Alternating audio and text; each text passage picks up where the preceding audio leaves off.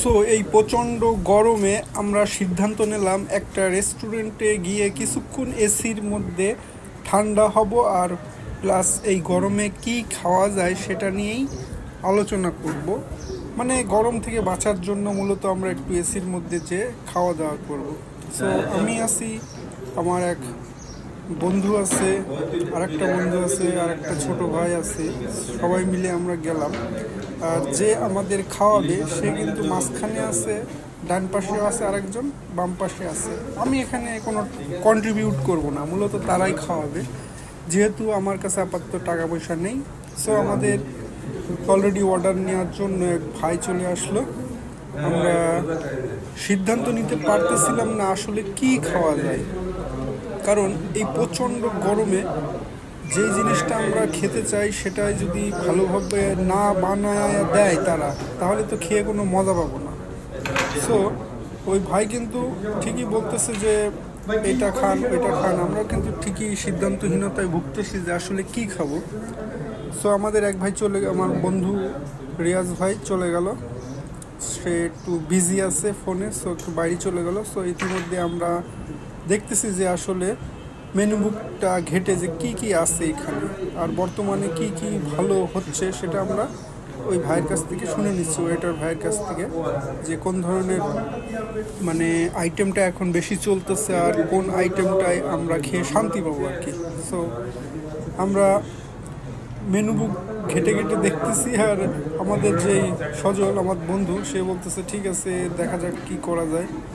So আমরা বললাম যে ভাই আমরা সিদ্ধান্ত নিচ্ছি, হ্যাঁ, সো আপনি আমাদের একটু ঘুরাইয়া দেখেন যে আসলে এই প্লেসটা কত সুন্দর, সেটা আমাদের একটু দেখাইলে আমার যে অডিয়েন্স আছে তারাও অনেক খুশি হবে যে আসলে এই প্লেসটা অনেক সুন্দর। সো গরমে কিন্তু এই জায়গাটা অনেক মজার। হ্যাঁ, গরমে বর্তমানে যেহেতু তেমন একটা ভিড় হয় না, মানে সন্ধ্যার পরে খুব ভালো একটা প্লেস এখানে আড্ডা দেওয়ার জন্য। সো আমরা বন্ধুরা মিলে যেহেতু গেছি, কিছু একটা খেতে তো হবে, ততক্ষণ তো আমাদের মানে বাছাই করতে হবে আসলে কোন আইটেমটা আমরা খাবো। সো অনেক কিছু খাওয়ার ইচ্ছা ছিল, কিন্তু গরমে আসলে এটা সম্ভব নয়। সো সবাই মিলে সিদ্ধান্ত নিচ্ছি যে আসলে কি খাওয়া যায়, সেটাই এখন আমরা দেখাবো যে কোন আইটেমটা আমরা সিলেক্ট করব অবশেষে। সো আমরা সবাই মিলে সিদ্ধান্ত নিচ্ছি যে আমার বন্ধু সজল সে আসলে বলতেছে যে কোন আইটেমটা খাওয়া যায়, সেটাই আমরা এখন দেখতেছি। সো আমি বললাম বন্ধু কোনটা, সে বললো এই যে দোস্ত আমরা এই ফালুদাটা খাবো, ঠিক আছে, প্রাইসটাও দেওয়া আছে। সো আমরা সিলেক্ট করলাম ঠিক আছে এটাই আমরা খাওয়ার চেষ্টা করি, দেখি এরপরে যদি ভালো কিছু পাওয়া যায়, মানে ওইটা যদি ভালো হয় নেক্সটে কিছু অর্ডার দেবো। সো আপনারা একটু দেখুন যে রেস্টুরেন্টটা আসলে কত সুন্দর। সো এখানে নিলিবিলি পরিবেশ, বন্ধুদের সাথে আড্ডা দেওয়ার জন্য একটা সুন্দর একটা এনভায়রনমেন্ট রয়েছে। মূলত এখানে সন্ধ্যার পরেই বেশি ভিড় ভাট্টা হওয়ার কথা, কিন্তু ওই দিন একটু মোটামুটি ফাঁকা ছিল, যা হোক আমরা কিন্তু বেশ মজা পেলাম। কিছুক্ষণ আড্ডা দেওয়ার পরে আমাদের ফালুদা কিন্তু রেডি হয়ে চলে এসেছে। সো আপনারা দেখতে পাচ্ছেন ফালুদা অলরেডি চলে এসেছে, কিন্তু আমরা যেটা ভেবেছিলাম সেটা কিন্তু নয়, মানে ফালুদাটা পরিমাণে কিন্তু অনেক কম। আমরা মনে করছিলাম যে মোটামুটিটা ভালো অ্যামাউন্ট নিচ্ছে, সো ফালুদাটা ভালো হওয়ার কথা। এখন খেয়ে দেখা যাক কী অবস্থা। আর এদিকে আমাদের আর একটা বন্ধু যেহেতু তার বিজনেস ফোন এসেছে, সো সে বাইরে আছে, সো তার জন্য ওয়েট করতে করতে ফালুদা এখন কি হয়ে যাবে সেটাই হচ্ছে মেইন ফ্যাক্টর। সো আমরা দেখতেছি যে ফালুদার কী অবস্থা, সকালে ফালুদাগুলো নিচ্ছি। আর আমাদের যেহেতু আর একটা বন্ধু বাইরে রয়েছে, সো সে এখনও আসে নাই। সো চেষ্টা করতেছি যে তার জন্য ওয়েট করার জন্য, কিন্তু ততক্ষণ ফালুদা তো গলে যাবে, সমস্যাটা হচ্ছে এই। সো করণীয় কি, আমরা বললাম ওয়েটার ভাইকে ঠিক আছে ভাই আপনাকে অনেক ধন্যবাদ, আপনি লিভ করতে পারেন, আর বাকি সময়টা দেখি আমরা এখানে কি করতে পারি। সো আমি আবার চেষ্টা করলাম একটু উঠে যে কি করা যায়, দেখি আমার বন্ধুটা কোথায় আছে। তো বন্ধু চলে এসেছে অবশেষে, বন্ধুকে ডেকে নিয়ে আসলাম এবং বললাম যে ভাই ফালুদা রেডি। সো আমরা খাওয়া শুরু করলাম। আর আমি একটু ক্যামেরাটা ফিক্স করতে মানে থাকলাম যে আসলে চারজন কি একই ফ্রেমে আসে কি না, সেই অনুযায়ী সেট করার চেষ্টা করতেছি। সো রিয়াজ ভাইকে বললাম, রিয়াজ ভাই তুমি একটু সরো, আমি একটু বসি এখানে। ওকে, সো আমরা খাওয়া শুরু করলাম। আর ফালুদার মানে যা হওয়ার কথা ছিল সেটা কিন্তু না, ফালুদাটা কিন্তু অলমোস্ট মানে আর একটু সময় হলে ফুল পানি হয়ে যেত, কারণ এত গরমে এসির মধ্যে থাকলেও কিন্তু তাতে কী হয়েছে, ফালুদা কিন্তু গলে যায়। সো ফালুদার মধ্যে সব কিছুই পরিমাণ কম ছিল, এটা কেন ছিল আমরা জানি না, বাট আমরা কিন্তু একটু হতাশ।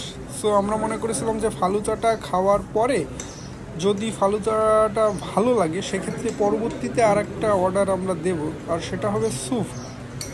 এই যে আমার পাশে যেই বন্ধুটা আবারও চলে গেল, সে খুব ব্যস্ত।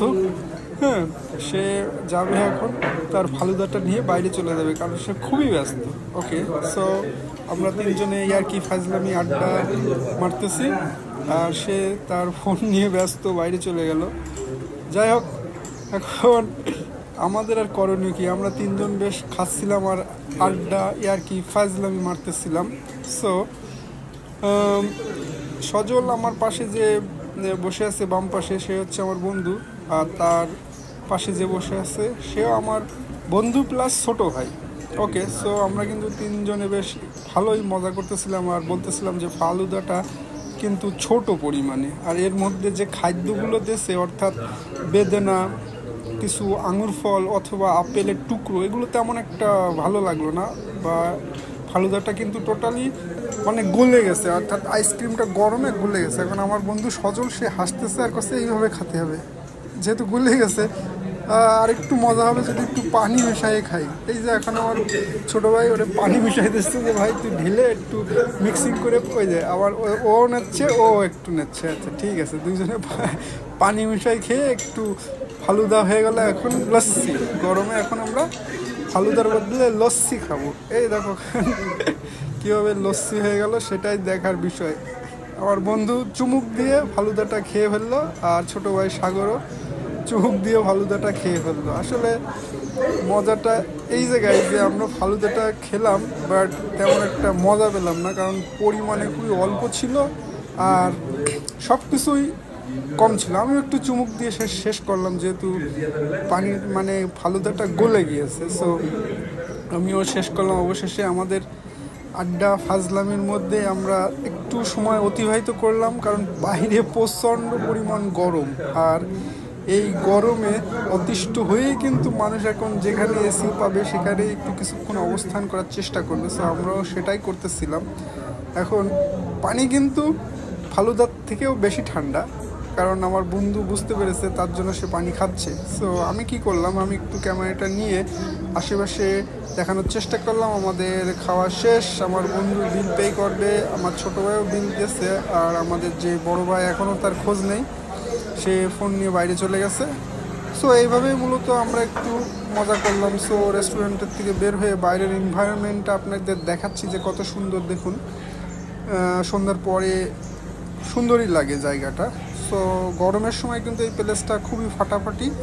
সো আমরা প্রায় এখানে যাই, মূলত এটা যশোরেই অবস্থিত, এটা মোলেসিস, আর এটা হচ্ছে পোলের হাটে অবস্থিত। সো আমরা ভালো লাগে প্রায় এখানেই যাই। সো ধন্যবাদ সবাইকে, আজকের মতো এই পর্যন্তই।